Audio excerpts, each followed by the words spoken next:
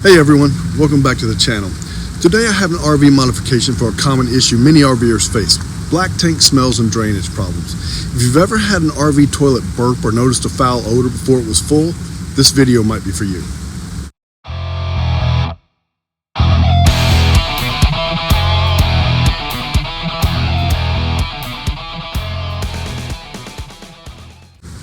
A while back I noticed our black tank was building up pressure before reaching the full level. The toilet started burping after just a couple days use.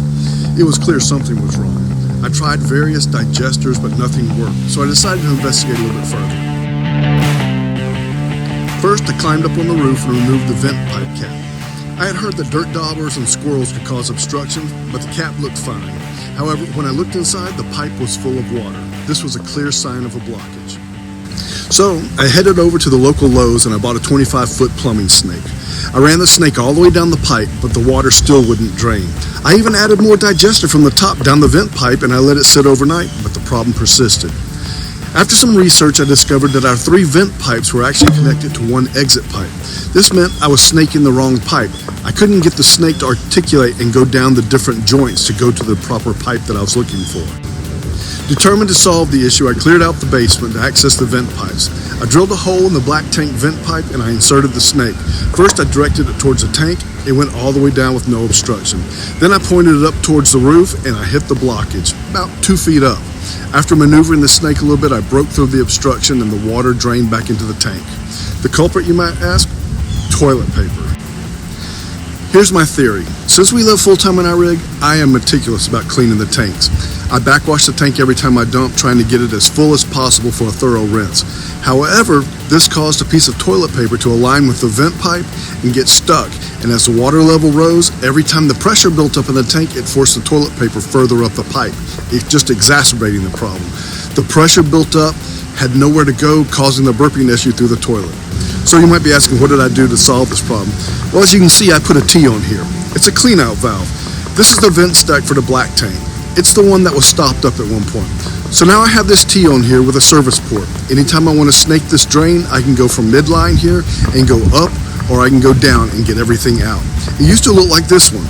So I'm going to actually put a service port in here sometime also, so I can snake that drain as well. That way, they're all serviceable. Oh, and while I was in here, I noticed something else. You see that black hose in this picture? That's the backflush hose. Look how it's being hung. It's tied up with a zip tie. You can see here it's being pinched off.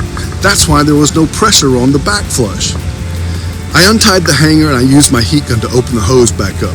The pressure went from 1.5 gallons per minute to almost 6 gallons per minute. That's a huge improvement. I still flush the tank every time I dump it, but now I leave a little room for the vent to breathe. In fact, with the newfound pressure on the backflush hose, I've changed my dump procedure. Now when I dump the black tank, I actually plug the backflush hose up first and I turn it on, and then I pull the lever to dump the black tank. This allows the water to create a turbulent environment, and it doesn't allow anything to sit in one spot and not drain. I let it go until I don't see anything but clear water exiting the tank. I turn everything off then, and I switch the backflush hose to the meter on the exit tube. Backflush from here at that point, I've been putting about 20 gallons of water in the tank twice.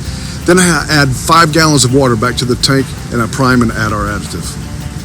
We use a mixture of pine sol, calgon, and water, and this really works for us, and it's a whole lot cheaper than the other products. If you'd like the mixing ratio, leave us a comment in the comment section below, and we'll get that to you. Well, thanks for watching, guys. If you found this video helpful, and I hope you did, please give it a thumbs up, subscribe to our channel, and hit that bell icon for more RV living tips. Be safe out there, and we'll see you next week.